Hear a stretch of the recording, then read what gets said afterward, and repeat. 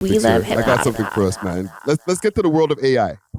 The world of AI. Man, my favorite topic. All right. Like this? We love AI. Hub. So hold on, before I play this for y'all. This is the first AI store.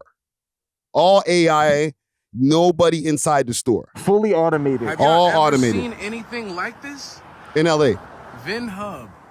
So check it out. You scan the QR code, right? There's all the snacks. There's no employees. There are robots in here. There are robots taking your order. Oh my goodness. And they got everything. They got medicine. They got, oh my goodness. I have to order something. I have to. This is a crazy business model, y'all. This is a crazy business model. Can you see this? Hub. Do you see this? It's a giant vending machine. But instead of getting one Pop-Tart, you could get all the Pop-Tarts. Instead of getting the little bag of cheeses, you get the whole box, right? You go ahead and go grocery shopping in here. They got coffee made up there. They got A1 sauce. Come on, they got everything in here. Man, what? Oh, man, there's too many ways to make money, y'all. This is hard. I feel like I've been seeing this though.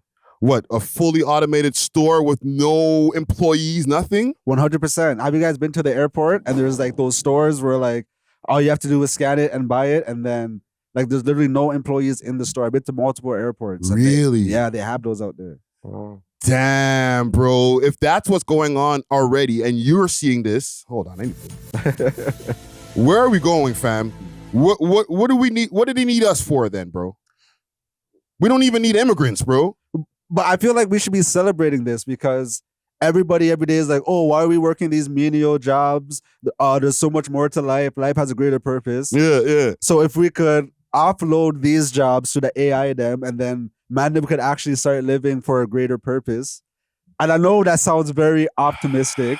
Yeah. But like, I don't think anybody wants to work in the stores them like that. So It's not a want. It's like, I need that job, but now that job's not even available. Yeah, but at the same time, right now, AI is in its premature phase. So it's kind of like the wild, wild west. So it's like, it's accessible to everyone. Like, if you have a problem with it, like start your own AI store. Like you could actually probably do that if you wanted to. It creates like, you know what it does? And especially now I'm seeing like these robots and stuff that will like clean up your room and stuff. It's almost like it creates a new slave class where it's like you have a being that will do whatever you want and you can talk to it however, and it like knows everything. You know what I'm saying? It's kind of going to be like the solution, quote unquote, for like all our basic problems. How many people can really have access to that? I think they're going to give it to everyone. Okay, we see this here. I don't know who owns this, Hub, right? I don't know if it might be a gangbanger that might be living in a neighborhood who's like an entrepreneur who started this, but chances are it's probably not. It's probably like, I don't know, some white guy that, some corporate white guy. You know what I'm saying? So usually when it comes to certain things like that, it's like it trickles down from the top. It's not just going to be some regular like Chinese person that just has that shit. You know what I'm saying? Yeah, but I think as the years go on, it'll get cheaper and more accessible. It's kind of like how back in the day, if you wanted a really good TV, it was like a sign of your wealth. Yeah, you know what I'm saying? Now yeah. those same big TVs are like worth like $200. Everyone has like a crazy TV. You know? So maybe right now it's the elite and the rich that are taking the most advantage of AI. Even though I feel like people of our socioeconomic level are doing good things with AI too. But I do think that it's going to be offered to everyone as a permanent solution. Once you tie that in with like a chip inside you, bro, that'll, bro, then they got us. I do feel like, kind of as Cartel says, as one gone, the next one born. Saying like, yes, we might lose some jobs, but with this new, I guess, era of AI, that's going to create a whole new like bevy of jobs as well.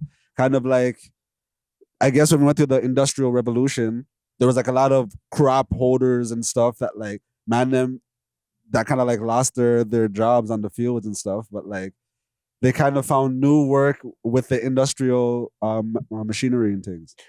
So let me ask you guys, and this might be like so too deep of a question to begin the podcast with. Are you guys okay with universal basic income?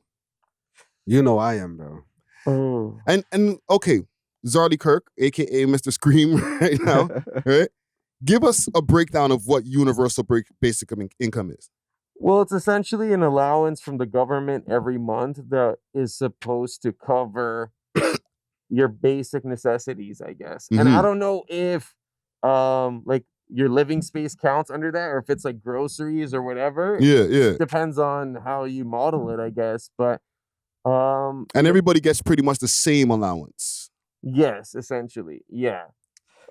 Me personally, as much as I am pro capitalism and the West in that sense, I would enjoy UBI as someone who considers himself probably like lower middle class. Probably, I don't know, middle class. Like, you know what I'm saying? Like, I would love an extra band a month just to live, and like maybe I don't have to take as many shifts, and then I can work on my own stuff, or like, you know what I'm saying? It can free up your human experience, but what usually happens is they give you like really garbage food and like a little bit of the experience, the basic necessities, and everyone's just poor. Yeah. That's usually how communism plays out. That's what I'm saying. And like, but you could do it different, technically. Yeah, the way how I would do UBI is basically like, okay, teenagers will get a certain amount. Adults, I'd say like 21 to 35 will get something. 35 to 50 will get something. Blah blah blah. Yeah. If you have kids, you get more. If you don't have kids, you get less. Type thing. And then I would also make working optional. Like, yeah, you could take your little 2-3 bands a month, but if you also want to work and make more bread, if you want to open a business, you could do that as well. But also, if you just want to go on easy and enjoy life, and you look at 3 bands a month, then that's that's cool too. That's actually a good model.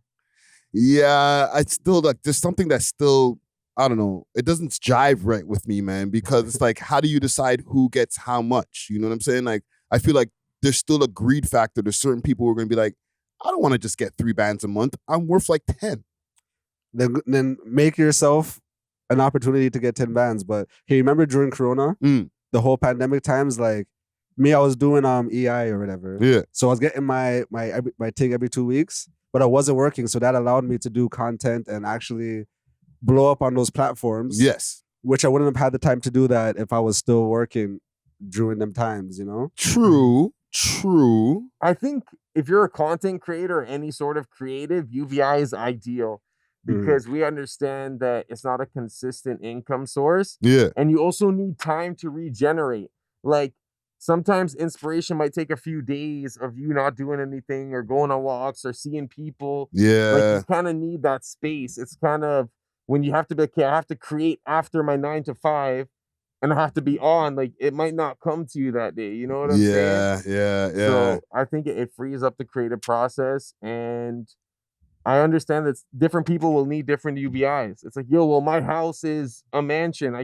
I need like 10 bands, like, for example. But I think the solution to that is to make sure it's like a reset and everyone's on the same level. And now it's like, well, you have to live in our government housing, so we know we're just going to give you this. You know what I'm saying? I don't know. That's where it gets a little scary. Reset. Like, okay, that's cool for the person who's living in the hood or living in the project housing. Okay, cool. Thank you. No reset means yeah, fam. Like, walk on, fam. Like, I'm in this freaking penthouse condo. Reset to where? What? No, imagine resetting. Take the what and left the what? Like, imagine they're just like, hey, you're not allowed to like have ownership over certain property or like cars or owning a house, you know what I'm saying? And everything just becomes government subsidized. That is the only way to equal out the playing field in a sense. I think that gives the government too much control. Yeah. That's what they want. Like, because if we're living in government houses and everything's dependent on the government, then like we could have another Ovid situation where they're literally telling us exactly what we can and can't do